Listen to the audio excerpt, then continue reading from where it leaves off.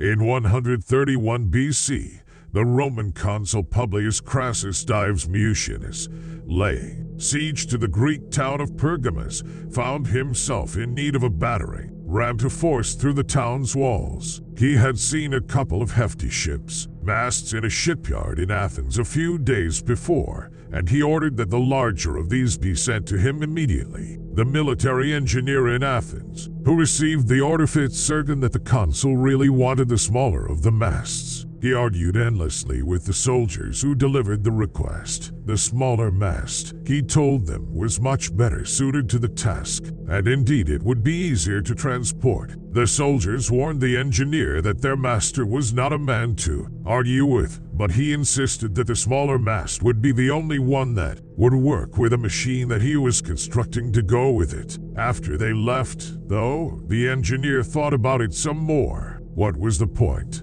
he asked himself, in obeying an order that would lead to failure? And so he sent the smaller mast, confident that the consul would see how much more effective it was and reward him justly. When the smaller mast arrived, Mucianus asked his soldiers for an explanation. They described to him how the engineer had argued endlessly for the smaller mast, but had finally promised to send the larger one. Mucianus went into a rage. He could not concentrate on the siege or consider the importance of breaching the walls before the town received reinforcements. All he could think about was the impudent engineer, whom he ordered to be brought to him immediately. Arriving a few days later, the engineer gladly explained to the consul one more time the reasons for the smaller mast. He went on and on, using the same arguments he had made with the soldiers. He said it was wise to listen to experts in these matters,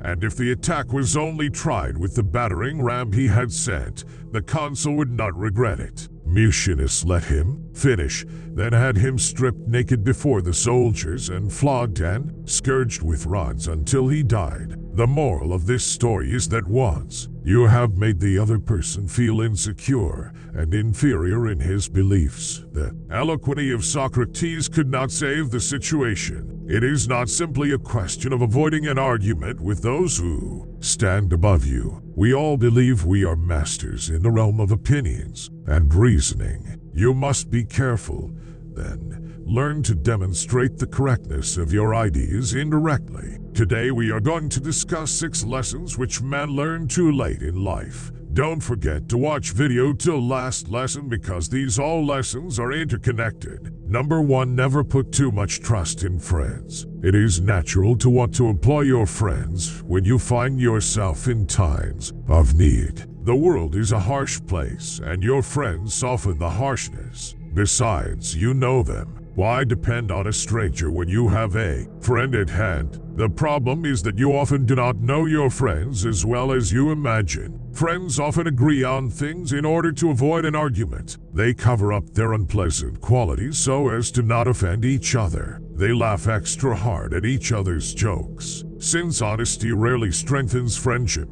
you may never know how a friend truly feels. Friends will say that they love your poetry, adore your music, envy your taste in clothes. Maybe they mean it. Often they do not. When you decide to hire a friend, you gradually discover the qualities he or she has kept hidden. Strangely enough, it is your act of kindness that unbalances everything. People want to feel they deserve their good fortune. The receipt of a favor can become oppressive. It means you have been chosen because you are a friend, not necessarily because you are deserving. There is almost a touch of condescension in the act of hiring friends that secretly afflicts them. The injury will come out slowly, a little more honesty, flashes of resentment and envy here and there, and before you know it, your friendship fades. The more favors and gifts you supply to revive the friendship, the less gratitude you receive. Ingratitude has a long and deep history. It has demonstrated its powers for so many centuries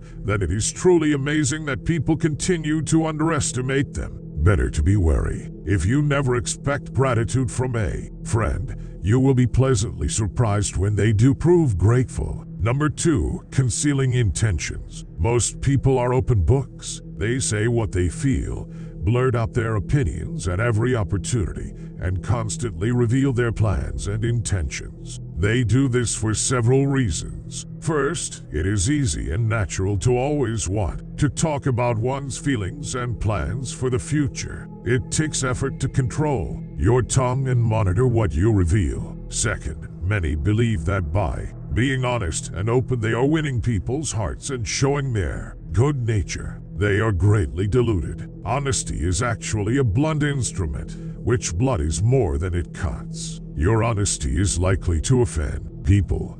It is much more prudent to tailor your words, telling people what they want to hear rather than the coarse and ugly truth of what you feel or think. More important, by being unabashedly open, you make yourself so predictable and familiar that it is almost impossible to respect or fear you. And power will not accrue to a person who cannot inspire such emotions. Number 3, always say less than the necessary. Power is in many ways a game of appearances, and when you say less than necessary, you inevitably appear greater and more powerful than you are. Your silence will make other people uncomfortable. Humans are machines of interpretation and explanation. They have to know what you're thinking. When you carefully control what you reveal, they cannot pierce your intentions or your meaning. Your short answers and silences will put them on the defensive, and they will jump in, nervously filling the silence with all kinds of comments that will reveal valuable information about them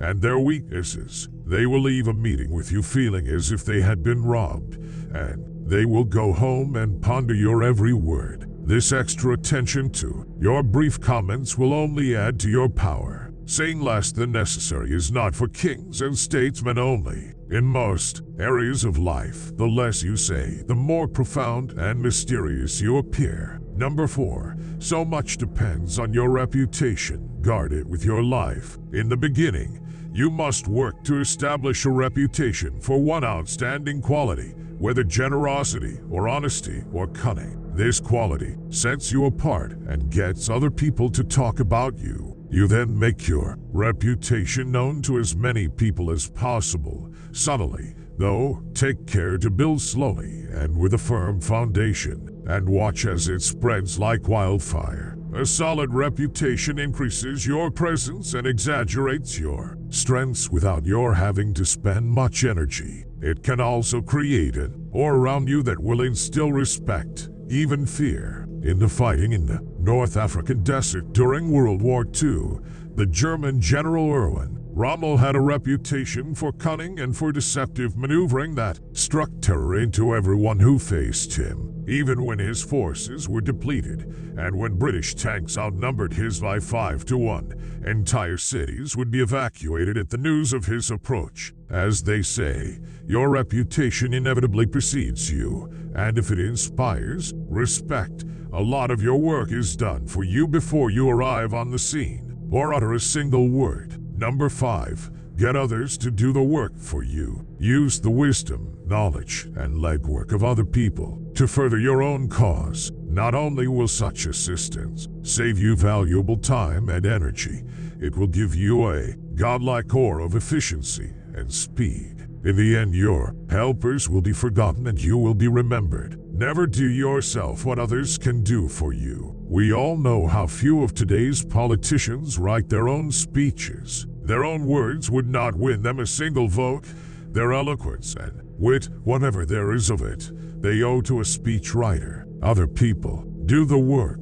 They take the credit. The upside of this is that it is a kind of power that is available to everyone. Learn to use the knowledge of the past and you will look like a genius, even when you are really just a clever moron. Writers who have delved into human nature, ancient masters of strategy, historians of human stupidity and folly, kings and queens who have learned the hard way to handle the burdens of power. Their knowledge is gathering dust, waiting for you to come and stand on their shoulders. Their wit can be your wit.